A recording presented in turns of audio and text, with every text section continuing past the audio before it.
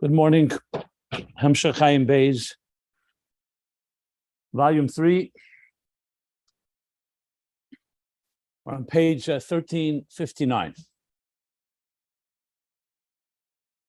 The bottom of the last page, the Rebbe Rashab continued talking about the Nekuda of Malchus.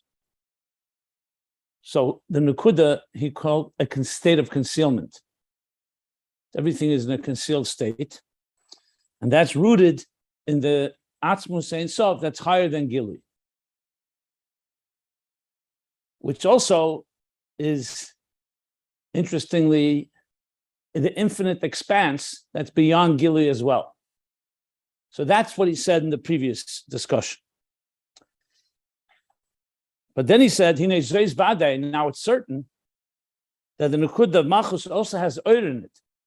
Because all the spheres, a sphere by definition, is a living entity. And as a living entity, it has an oir and a keli. Just like we say about anything in this earth. Nothing is just pure keli. Nothing is just pure concealment. There's always oir. Question is how revealed it is. But everything has energy in it. So how do we explain that? So he said, it's an oir that's only there for its own sustenance, for its own need. Let's say the chatzma. But not to be mashpia. And he gave the example from Biurei Azayar, from a child, a nursing child, that's able to receive its sustenance, but it can't transmit it. It doesn't have enough to give to others, so it's only for its own needs. A gadol, an older person, can be mashpia because he has enough mozen, enough food, enough sustenance, also to offer it to others. Same thing in seichel. In the first stage, when a person first comprehends an idea, what he says, asoga achitzenis. So it's very limited. You're able to understand it yourself, but you don't yet have the capacity to put it into other words and explanations for others. It's only when a person has a be'emek or pnimiusa that he can do that. And that's maskil el dol. Dol is malchus. Maskil el dol is the yisod. Because in order to be mashpia, it has to come from the sheidas haseichel, what he called maskil. Okay. Then the Rebbe Rashab added one more point. But Oid Zaisi said that Nekudas HaMalchus, being that it's at its root, this point at its root, as it emanates from its source, from the emanator, is connected and attached to the source. So it's completely absorbing what it's receiving. And when it's staged like that, I did the Torah lemivla leipalit. When you're busy absorbing, you can't be exuding. So here too, we see that the Nekuda of Malchus is an absorbing state, so there's oir in it. But it's only absorbing oir. It's not giving off oir. And that's the explanation that there's oir, but it's not in a form of mashpia, it's only in a form of retention, of absorbing. And that's where we stopped.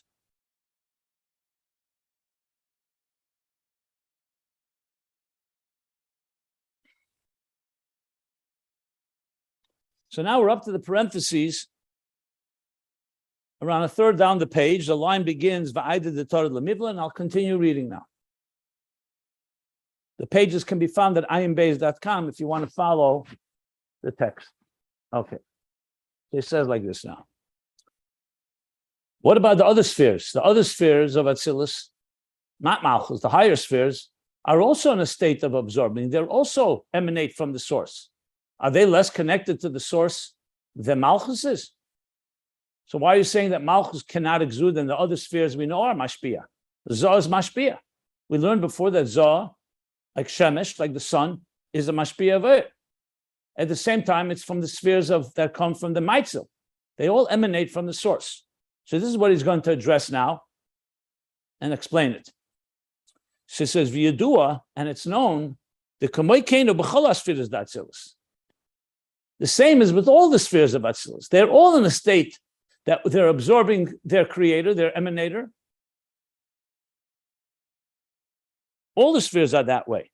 Like it says elsewhere. So then why are we saying that only Malchus is in a state of cheshach, of darkness, and doesn't give off any oil, and the other spheres do give off oil? So he says, V'yesh lemer, and here's going to make the distinction. The b'chol asfiris yudua, in all the spheres, it's known, the masha terida, lemidla, what they're busy, as they're occupied with absorbing, hu b'chinas hagimel reshenis.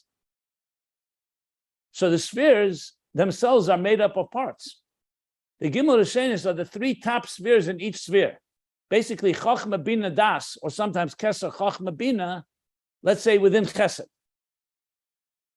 So the three higher spheres within chesed are absorbers, because they are drawing from upward. That's what he's saying. And the seven lower levels within this sphere, within every sphere, that's the hashpah that transmits below. In other words, they're like interfaces. The nine, the spheres, not Malchus. Remember, they were Netzal as 6 facets. That's Zoh. Mochin is Netzal emanated as all 10 spheres. But what does that mean? It means they have 2 parts to them. One, they're full-bodied entities. So one part, the 3 higher levels of them, are reaching upwards and drawing and attached and absorbing that which they receive. And the 7 lower levels are being mashpia to the lower levels. Malchus, we said, was Netzal as a Nekuda. Only 1 point emanated. That 1 point is only an absorber. Or the light within it is only absorbing, it's not giving off light. That's how he's explaining the difference. Let's learn it inside more and we'll explain it more. I'll give some examples for it. Basically, to put it in simple terms, Malchus is a pure student that's just in a state of absorbing. There are levels that are pure mashpia. The spheres are mashpia and makabel. They're makabel, the higher part of the sphere is receiving from a higher end, and the lower part of the sphere is exuding and giving off. Now, Malchus is also ultimately will give, but that's a different level of Malchus as it goes into Biyah, and we're not addressing that right now. Now we're addressing Malchus in its pure form as it emanates in its root, what it is at its very genesis, as its origins. So let's continue reading. We can say that the same thing as Zah, Zahir Ampin, the 6 middays, in general, even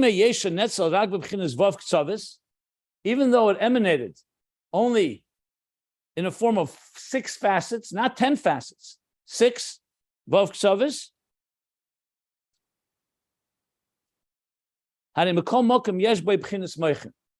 So now he's qualifying. He's saying, okay, 1 second. You can say that about maybe Chochma Bina Das. Chochma Bina Das has 10 spheres within it. The 3 top ones, the Chochma Bina Das within Chochma Bina Das is receiving. The 7 lower ones are being mashpia. But we spoke about Zah. Zah emanated only as 6 facets. So we're the Gimel Rishenis. We said the Gimel Rishenis are actually an add-on. If you remember, in the previous page, 1357, he said it's an add-on. It's Heisofa, Tesus, the Gimel Rishenis. So why are you saying that the Gimel Rishenis and Zah are also absorbing? So he's going to answer, no, it's not correct to say they don't have Mochin at all. It says, V'yesh lemer, that even the 6 facets of Zah, even though it emanated as 6 facets, they also have some intellect, but it's called the intellect of nursing. Remember, Ibur, Yanika, Mochin. There's 3 levels of intellect. Even a newborn child, let's say not a newborn mamish, a child, a young child, that's a nursing child, like we learned before above. A nursing child, it's true they don't have an independent cognitive process, an independent intellect, but to say there's no mind at all, that's not correct. You know, a newborn, you could say, is completely reflexive, behavioral, impulsive, even though there's also some form of mochin. But let's talk about, but Yanika, let's say a 2-year-old, a 2-year-old does understand things and can and recognizes their parents, the child does. It doesn't yet have moyach shalat al. We can't talk about a mochin that controls the emotions or creates emotions. But to say that there's no intellect, so we call that Mochin D'Katnus. So we see from that there's also Mochin in Zah. Now, the truth is, he actually said this earlier. If you recall, he spoke about Mochin D'Katnus in the parentheses. He said they're not called Mochin b'fnei atzmei. They're all part of the midas because they're so infantile still that they're still part of the six midas. That's what he said there. I'm reading the parentheses, 2/3 of the way down on the page on 1357. So he said there, yeah, say taste. 1 second.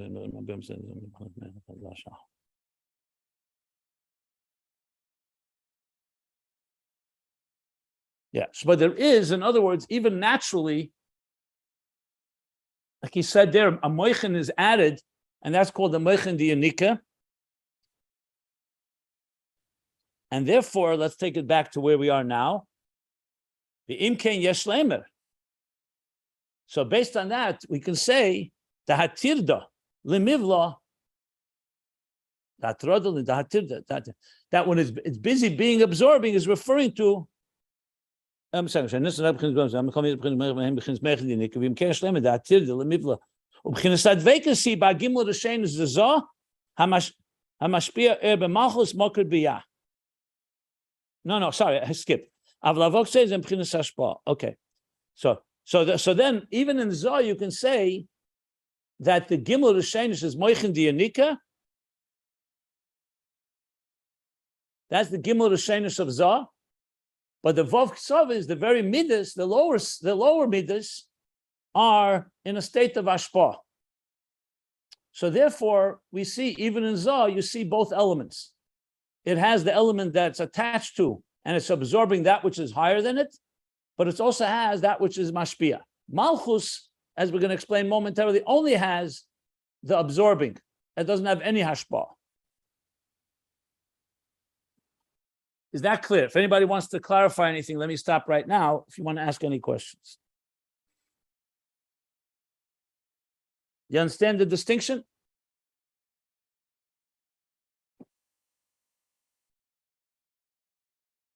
I mean, based on this, I would say that Malchus is very similar to a complete newborn child. So it's just a nakuda, and it's not able to give anything. It's only absorbing. Zah is already like a little older child. So there's both elements. It absorbs, obviously, from that which is higher, but already is able to give off something. And then, Mochin, the highest level would be that it's more mashpia than makabel, that its real role is really being mashpia, even though it also has an element of receiving from above, but it's a far stronger state of hashpah. Even though he doesn't say that explicitly, so maybe I have to withdraw what I just said. But regardless, it sounds like that's the three levels here. The dynasty Chabad, the Mides, Zah, and Malchus. But the key distinction he made now is between Zah and Malchus. So therefore, we understand now that all the spheres in Atzilus have an element of bittul, where they're absorbing that which is higher than them. But except for Malchus, they also have an element of they're also being mashpia. I'm thinking about it in yeshiva, for example. When you're a younger child, you're sitting in a classroom, and there you're being trained. And you're not being asked, usually, in most cases, your main thing is to listen. Just like a person who's enlisting in the military, the first stage is listening, shadowing, following, listening to your superiors. There comes a point in a classroom, like by us is called chavrusas. You start learning with a chaver, with a partner. You're asked to present something.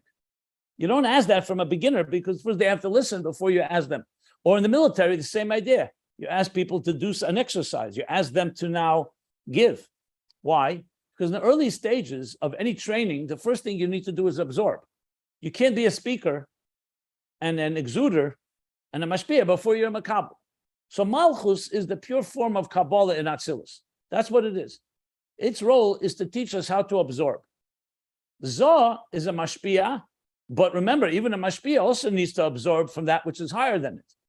So it has the element that it's absorbing, and not exuding, but that's the three higher elements of Zah. It's like even a teacher reserves a part of him that he's always bottled to his teacher. So you'll see great teachers, even though they're able to be mashpia well, but you always sense, and they tell you, they say they give credit, or you see the bittul they have to their teacher. So they have both mashpia and makabel in them. That's essentially in practical Balbatisha terms what he just said now. Okay. If there are no questions, I'm going to continue reading. We're still in the middle of the parentheses. So now he says, the ima is the cotton in a melid. Now you just told me that we're speaking that Zah is like a cotton, not like a baby. It's like a child. Mochin D'Katnus. But we know that a cotton ain't a melid. A child at a certain age cannot give birth. So if it doesn't give birth, it's not yet, doesn't yet have that maturity. Why do you say there's hashpah? A child is still in the receptive mode. He's not yet able to give birth. And here he means birth, not just physical birth. He also means ruchnius dika birth. The idea of a hashpah, being able to transmit. This is still in a child level. It's true. It's not like Malchus, but it's still a form of Katnus. We just said Mochin D'Katnus.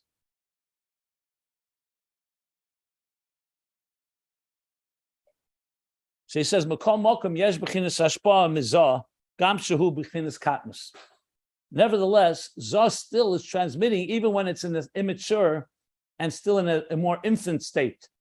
It's talking we're not talking about Malchus. Even Zah, even when it's Katnus, it's still being mashpia. And he's going to explain where we see that. So he's speaking about Zah. Now, this is important to go back to what we learned a good 70 pages back, 60, 70 pages back, when he spoke about the three stages of maturity.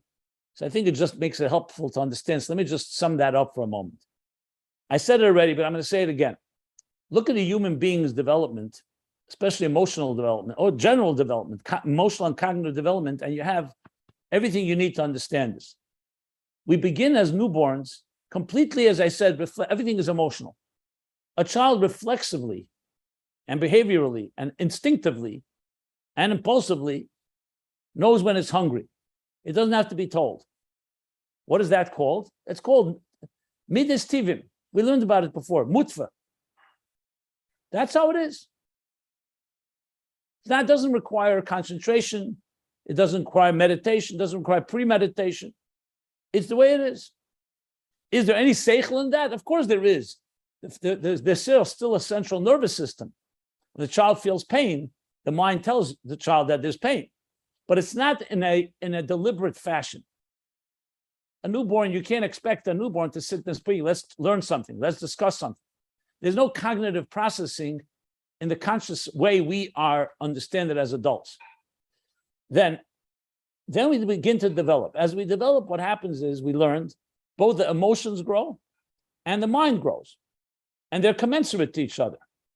As the mind develops, the emotions also the child begins to be conscious. Like today, we know that by the age 1 or 2, a child is already aware that there's something else besides itself.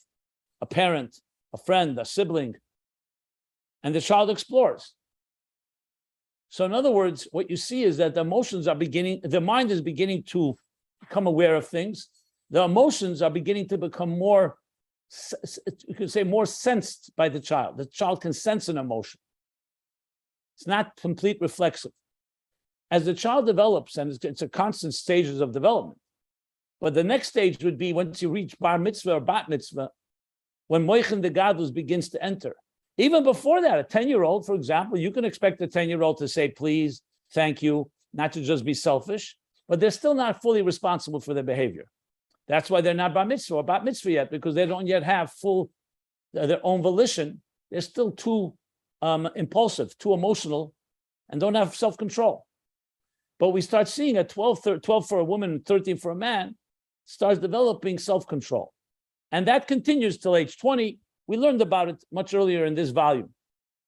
What that is in Ruchnius is the same thing. In Ruchnius too, there's an Aveda where you serve God like mechanical Judaism.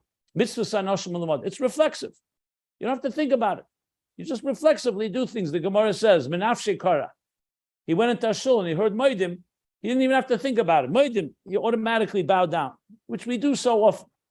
Then there's Avodah that's more emotionally conscious. You're consciously there's emotions are involved. Your emotions are feeling it.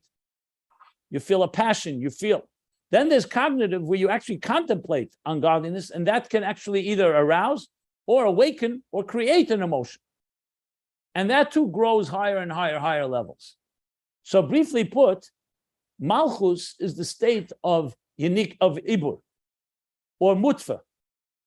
There, it's primarily an absorber. The next state is Murgash, is Zah, it's still a child, but there's now feelings. It's Katnus, but to say that's only absorbing, no, there's also an element of being Mashpia. You can't expect a newborn, for example, to give something to someone else. You could expect a 5-year-old to share a toy, to share a candy, to do something for another, to be Mashpia, not just to be Makabel. They're not just intake, there's also an outtake. They're not just inhaling, they're also exhaling, so to speak. But the hashpah there, of course, is in the lower level. So what he's saying, that though a cotton cannot yet be moiled, you can't expect a cotton to be a parent and responsible like a real mashpia, but there is still hashpah in Zah. So therefore, Zah has both hashpah and kabbalah. That's what he said. Now he's going to say, ukamoi, like we find, so on top of the Aron, the ark, the holy ark in the Beis Hamikdash, in the Holy of Holies, we know there was a kapiris. There was a cover of gold. And what was on top of the cover were 2 kruvim, cherubs. There are different opinions what they looked like. Kabbalah Chassidus explains the 2 kruvim represented Zah and Malchus, Zocher and Nekeva. That's why some say it's the face of a boy, the face of a girl. So the Rebbe Rashab is saying, so we find this idea, so we find the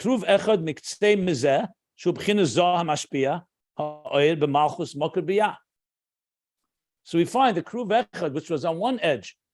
So on the kaperis were the 2 kruvim. So one kruv was this end. So Kabbalah Chassidus explains that's the level of Zah.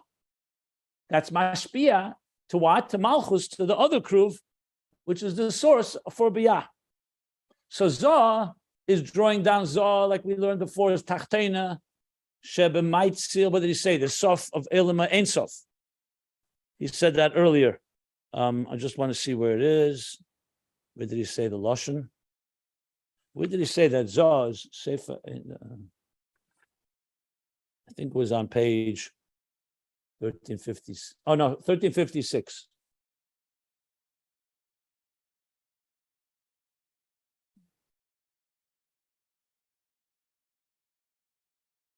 Yeah. We spoke about the Mashpia Makabel. Yeah. Okay. So what did I say so far? So that's the Kruv Echad. Who beginnest Ampezutra. So why the Kruvim, the picture of a child? Because Ampezutra means a small face. Zoyer Ampin. That's Zoyer Ampin, small face. Arich Ampin is a long face, is referring to a mature face. Zoyer Ampin in Aramaic is Ampezutra. Zutra means small, Amp is a face. That's why the Kruvim were the face of children, not the face of adults. Because it's still a lower state of Zah, as it's in the state of Katnus, but there's already Hashpah, we see. That's the point he wants to bring here. So in Pasha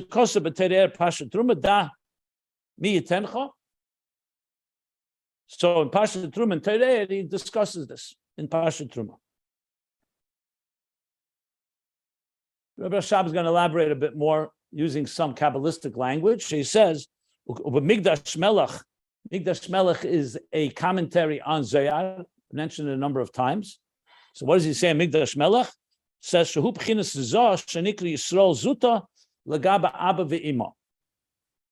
That this is called Zah, this small face. Actually, no, I skipped the line. Sorry. Ukameshikosav Kinar Yisrael. Like it says, Kinar Yisrael. Because Israel is like a nar, like a child. Nar, the state of a child. The Isa Bezer Vayakel, Dafresh Tezam Samanal, Shazar B'chinis Yisrael Zuta. So in Zohar, he says that's the level of the smaller Yisrael. Let me explain. So in Kabbalah, it talks about two types of Yisrael. We know there's Yaakov in Yisrael, two names that Yaakov had, but in Yisrael is Yisrael Zutta and Yisrael Rabba. Like many times you have Ava Zutta, Ava Rabba. A smaller love and a great love. It's simply two levels. Small level, like we say, Purim Katan, Purim Gadol, for example. So Yisrael Zutta, he says, is the lower level of Yisrael. Now Yisrael, the Kruv, which is the level of Zohar, before it develops into a full-blown Mashpia, it's already more than Malchus. So it's a Mashpia, but it's a Mashpia in a smaller level. And then he says, and the Migdash Melech adds,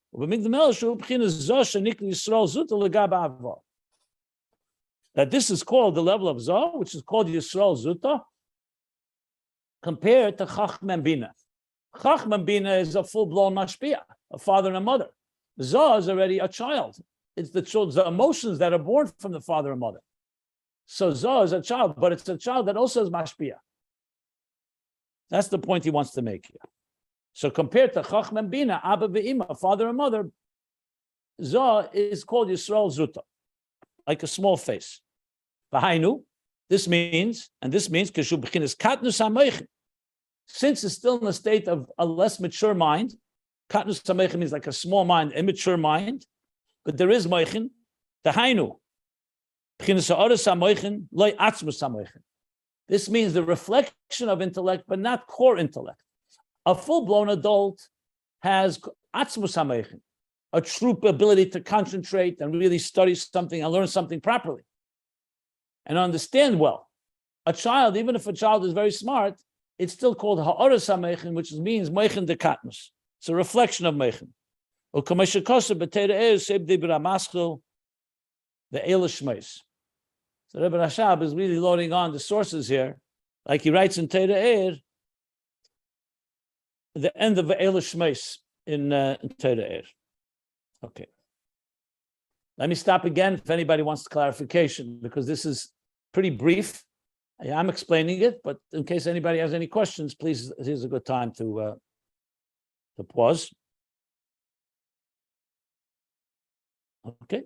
Yeah, Rabbi Jackson, it's Zera Ampin is Zah, and Arach Ampin is Ratzon, right, of Kesser. And then there's Abba and Eva, Abba and Ima, which is why is you would think that that Chachma and Bina would be Zera Arach Ampin. Why does it skip between the two faces, and then in between is a Chachma and Bina? Is there a reason why that happens? There needs to be a transition from the long face to the small face through, so something's that's not considered a face? It's a good question. It's not so relevant here, but it's a good question. If I recall correctly, in Eitz Chaim and Kabbalah explains that the faces are based on things that are not the intellect. In other words, Chacham and Bina, even though they originate from Arich Ampin as well, but if I recall correctly, they come more from the etzem of Arich Ampin. And the Zohar is rooted straight from Arich Ampin. In other words, Midas and Ratzon are more connected to each other than Midas and Moichin. So even though intellect gives birth to emotions because you contemplate, but emotions are are more wired in us, like Ratzon is wired in us. They're not, an intellect has its own track. So if I recall correctly, you don't say on intellect, you don't say ponim. I think that's what he explains in Eitz Chaim, if I recall. I have to look it up, but there is explanation why it's that way. In other words, you have the ponim of Arich Ampin, which is the superconscious. From there comes Moichin, correct? The Moichin then give birth to the Midas, but the Midas are rooted in Arich Ampin. It says Zoh b'atik ochel d'Italia, in Atik, in Arich. I have to look up more details, but briefly, that's what I believe it says. There are explanations for this, how it's structured. Makes complete sense to me. What makes sense? No, the whole thing that Simon just said is something really new, but it really makes a lot of sense, because it's like It's like they're almost like teachers that guide. I mean, even though it comes from Ratzon and that affects the midos, but the guidance is in between. Like it's like a teacher or like letting out a little. So that's how it do it. But it's not the source, but it's there to guide. It's like we have parents that sort of give us stuff, but then we go have teachers that guide us later and don't let us go to the left or the right and keep us on the right track. So which are the teachers? Arich Hampen? No. The Chachma Bina, who. But he's asking what is that? Anyway, I just gave you what I remember from memory. I have to look it up to be more precise and accurate. So let's leave it for now. I'll look it up and see what else I can find. But it's not really a question on Ayin Beis. This is a question in general of why it's called Arich Hampen and Zohar Hampen, and why Chachma Bina are not in the category of face. The Lashon is zo be'atiko, ochid v'talia, not be'arich. I said Batiko, yeah. So this is confusing. Okay, so as I said, or you guys could also look it up. Hey, you're not absolved from responsibility to research. This is called looking up. This is definitely discussed. This is basic principles of Kabbalah Exude, of how the structures work. Okay. The truth is, I brought Arich Hampen here. He doesn't even mention that here. Here, he speaks only Zohar Hampen compared to Chachma and Bina. Yeah.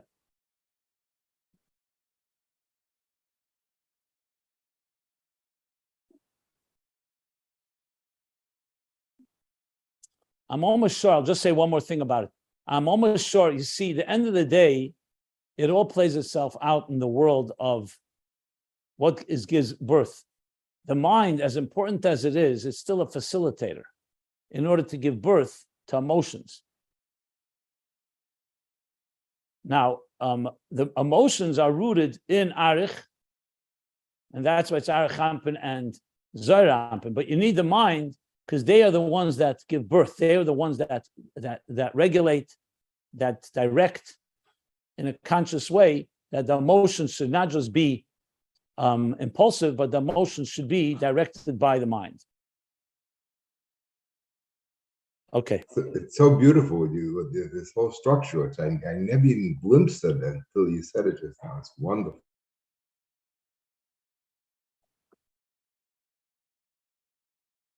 So let me try to finish the parentheses. Meanwhile, and we'll get back to this. I'll look up more and see what I find. V'yesh lemer, and we can say, Dini yesh kama hashpos.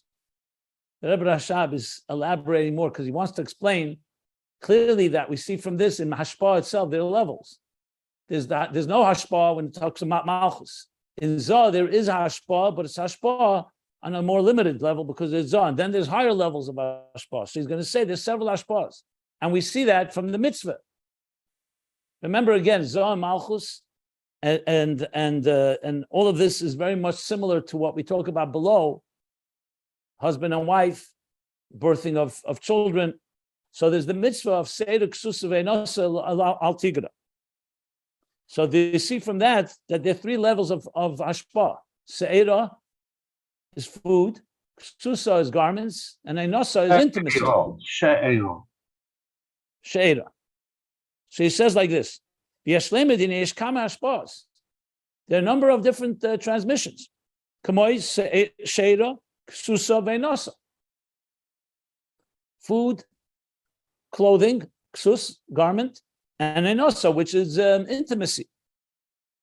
What's the difference? She'era is what's necessary, like mozen, food, to sustain the world.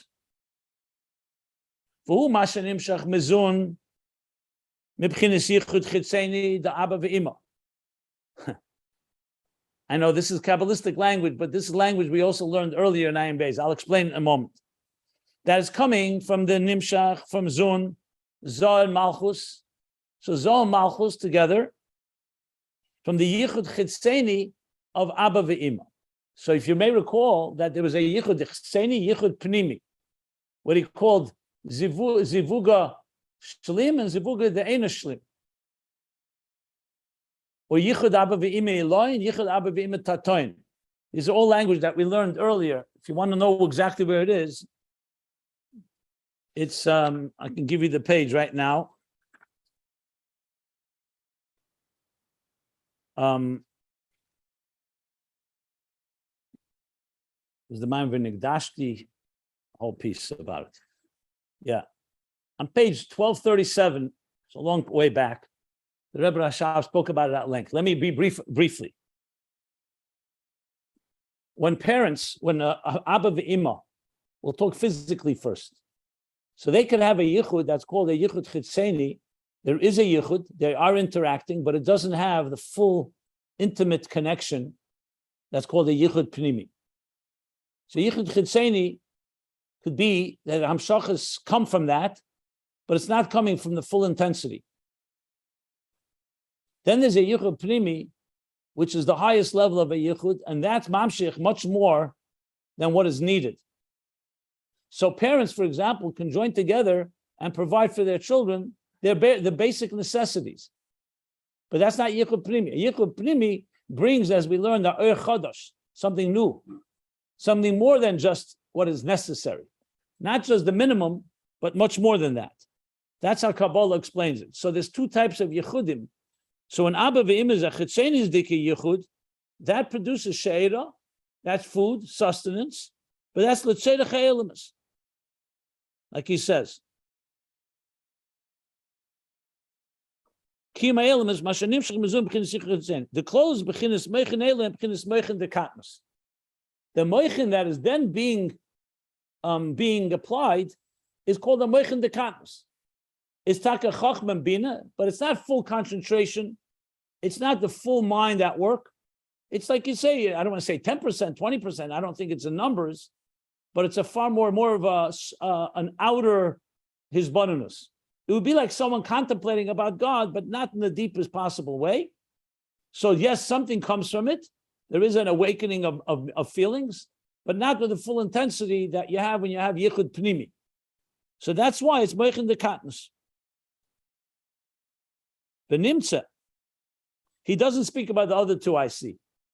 Now, ksusa, if I recall correctly, is a deeper hamshachah because it's makif, it's garments, it's not just food. And enosa is the deepest one. So yichud Abba ve'ima is not always, enosa is when they're literally intimate and they can give birth to a child, a new life. That's the deepest hamshachah. Ksusa, I think, is something in between. I think it's pnimi, makif, and etzem, if I recall correctly from Mother Maimorim. So ksus she'era is the pnimi that's necessary. What he's talking about here, Mochin D'Katnus, and the other two are higher levels of hashpah. He's not addressing here. Here, his point, what he wants to do is distinguish between Zah and Malchus, that both of them are absorbing from above, but Zah also has the additional element of hashpah, even if it's hashpah minimal, but katnus, like he's saying here. So he says like this. The clothes, what do we derive from all this? And this is the end of the parentheses. The b'chinas zah, gam shehu b'chinas katnus, that zah, even when it's in a state of katnus, in a diminished state, or a less mature state, yesh b'men hashpah, from there comes hashpah, transmission, v'hu b'chinas zayin tachtein shebay. And that's coming from the 7 lower levels of zah. The 7 lower levels within the midas. Vatirda lemivla, and that which is preoccupied with absorbing, that's the gimel rishenus of zah. What he said before, like the Mochin D'Katnus, the Abba ve'ima, the gimel rishenus is the chachma bina das, or the kesser chachma bina within zah. That is in a more of an absorbing state. Elsewhere it's explained, so just to make things a little more complicated, somewhere else it says that what the hashpah comes from Malchus of Svirus. So then that seems to contradict what we just said. We said from Malchus doesn't come hashpah. From Malchus is only Kabbalah, only I did the Torah Lemivla. So the Rebbe Rashab says, "Avol b'chinas nekudas hamalchus." Yes, there's a level of malchus that also has hashpah, the malchus in each sphere.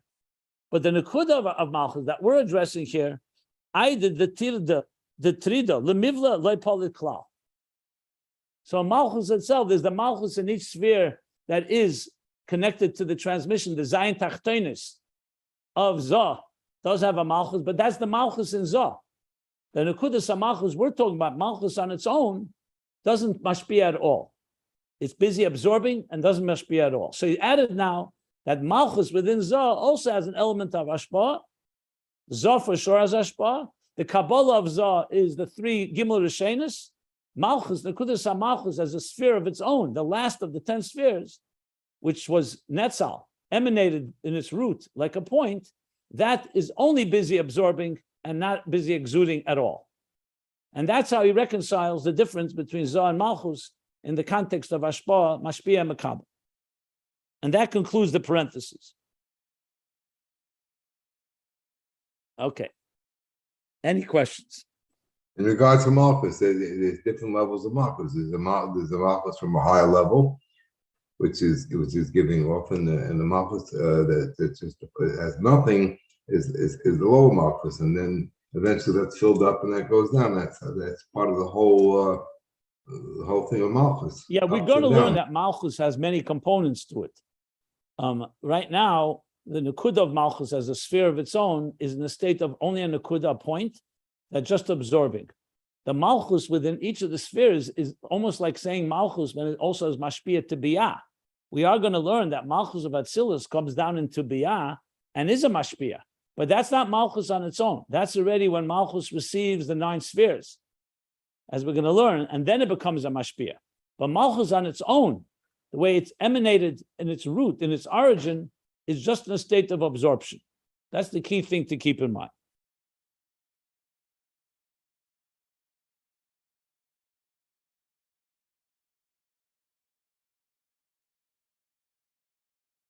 Any other questions? Yeah, Rabbi, I'm so sorry to do this. Right at the bottom line, when you said that it added the Malchus, it goes right to Malchus rather than that. I got interrupted here. Could you go over that one line again? I'm sorry. So sorry. Apologize. But that was like the kunz of the whole parentheses coming there at the end. Not necessarily. It's not. It's just one additional point. It's just explaining that, remember, the 10 spheres are also in each of the spheres. Zah also has a Malchus within Zah, right? There's Malchus Shebechesed, Malchus Shebegvura. So he explains that elsewhere. He explains the Malchus in each of the spheres of Zah is what he calls, that's the Hashpah comes from the Malchus of each sphere. But that's not the Malchus as a separate sphere of the 10th sphere. That's within Zah. So he just qualified that his Malchus within Zah is connected to Hashpah. Where the Malchus on its own, the 10th sphere, is only absorbing and not exuding. That's what he added. Very clear. Thank you.